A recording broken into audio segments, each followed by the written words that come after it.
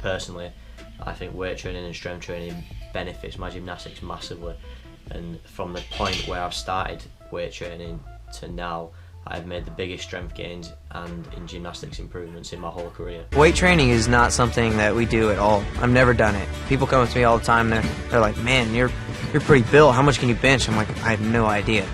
I weigh 130 pounds and I can throw around 130 pounds like it's nothing, but maybe if you add 131 to me, I can't do anything at all. Hey there guys, so welcome to my video on weight training for gymnastics, something which can be a little bit of a controversial topic. I thought a nice way of demonstrating the controversy which exists in this area would be by starting the video with these two contradictory video clips from two elite level gymnasts, Niall Wilson and John Horton, both of whom I respect hugely. Both of these guys have achieved success at highest level of international competition. Both of them have created aesthetic, powerful and strong physiques, and both of them have managed to master some of the hardest strength skills on the rings which are currently considered possible. But they've clearly both done it in two completely different ways. This goes to demonstrate quite nicely that there is no right or wrong answer to the question, is weight training beneficial to gymnastics performance? It really depends on the preferences and the experiences of each individual person. I personally tend to side with the thoughts of Niall Wilson. I do weight training between once and twice a week, and I find it extremely beneficial to my training. As somebody who is a little bit taller and a little bit heavier than these elite level gymnasts, I really don't think that I ever would have achieved the Iron Cross on rings if I had not used some form of weight training to help. Now in gymnastics, it's obviously really important to try and maintain a fairly low total body weight, because your body weight is the weight that you are lifting. It is not so much your absolute strength, but your strength to weight ratio which will determine your performance in gymnastics. If you get stronger, but you get heavier just as much, then you have effectively gained absolutely nothing. There's a little bit of a misconception that weight training has this intrinsic ability to make the user big, but that's simply not the case. A muscle that is contracting cannot tell what it is pushing against. It doesn't know whether it's pushing an external weight or whether it's pushing against your own body weight, so the adaptation processes between the two types of training are identical. So to kind of prove this point, let's take a look at an example. So a common bodyweight strength skill which is used to develop beginner generic upper body strength is the press up, and a common weightlifting skill which is used to develop generic upper body strength is the bench press. When you perform a full press up with good form, you take about 70% of your total body weight through your upper body, and roughly 30% of your total body weight is supported by your feet. So let's say for example you weigh 70 kilograms. When you do a press up, you're pushing about 49 kilograms of load through your arms. Now bench press uses pretty much exactly the same muscles in exactly the same way as a press up. The only difference is that you're pushing the bar up rather than pushing the ground down.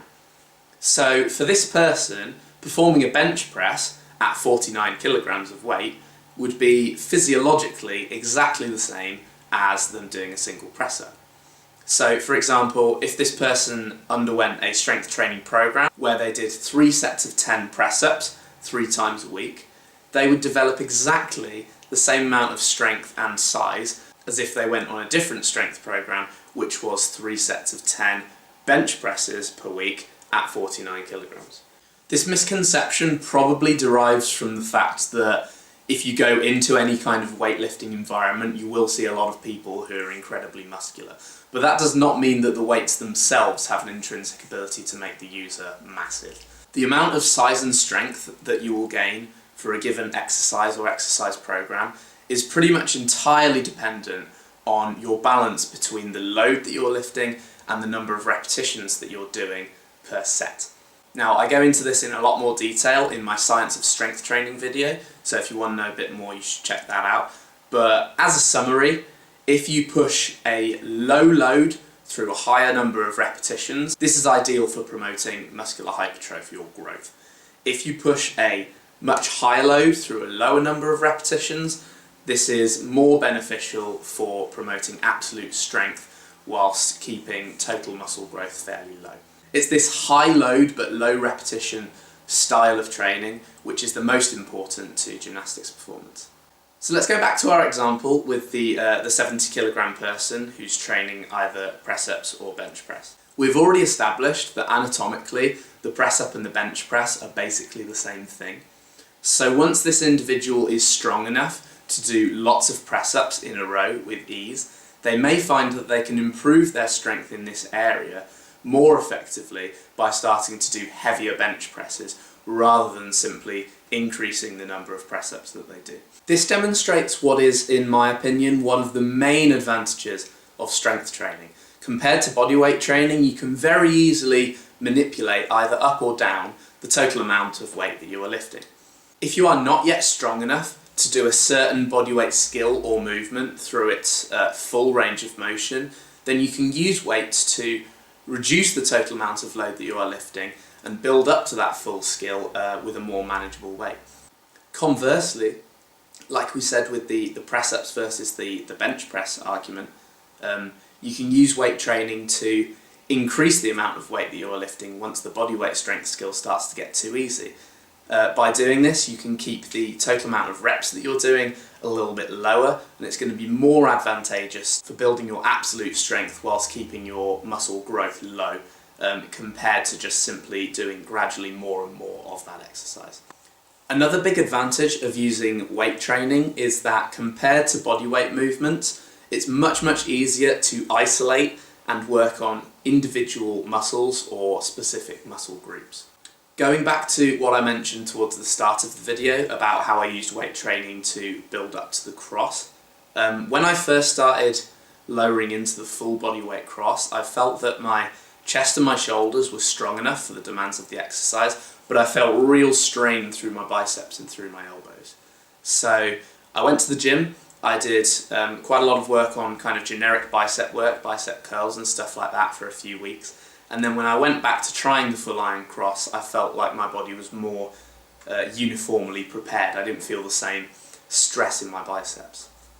So by identifying the weak link in the chain, I was able to strengthen that bit up and I was able to progress a lot more quickly than if I had just continued lowering into the cross. Alright, so far I've talked quite a lot about the benefits and the advantages of weight training, and it may even seem like I'm suggesting that weight training is superior to bodyweight strength training. And that's not the impression I want to give off at all. There's advantages and disadvantages to both, so I want to move on now to talking about some of the flaws of weight training and some of the things which you should be careful about. Although I believe weight training does have its place in gymnastics, weight training exercises will never be quite as specific as bodyweight movements. Specificity is a really important principle of training. The more similar you can make your training to the actual desired outcome, to the movement or skill which you're working on, the more it's going to do to actually improve it. So although in certain circumstances it is nice to work on individual muscles or muscle groups and target your weaknesses, a lot of the time it can be more beneficial to work the whole body together.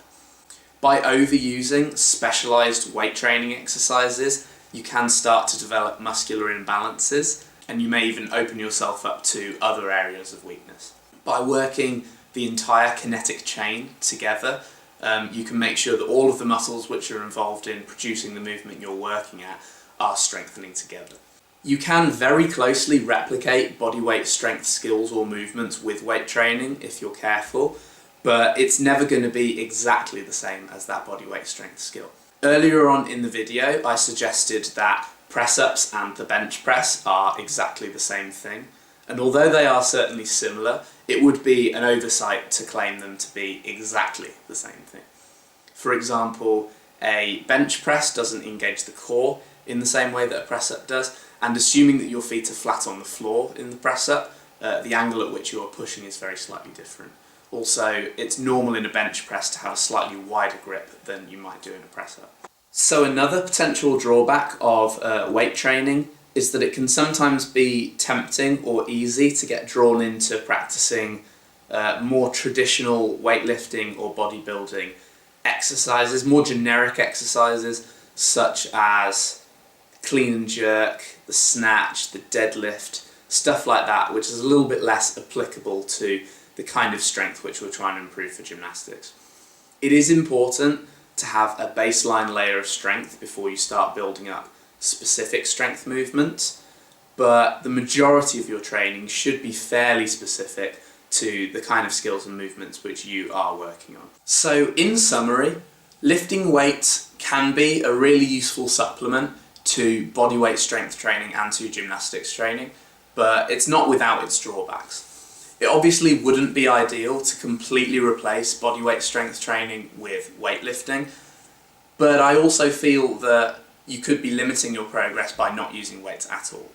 As long as your weight training sessions are specific, don't leave you overly fatigued for your actual gymnastics training sessions, and are carefully planned so that they're promoting strength over size, then I think weight training should be a really useful addition to any gymnast or to any bodyweight strength athlete's training program.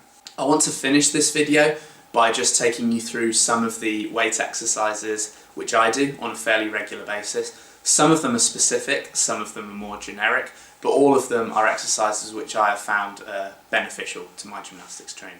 So yeah, I hope that you found this video informative and enjoyable. As ever, if you've got any questions, please feel free to leave them below. And thank you very much for watching.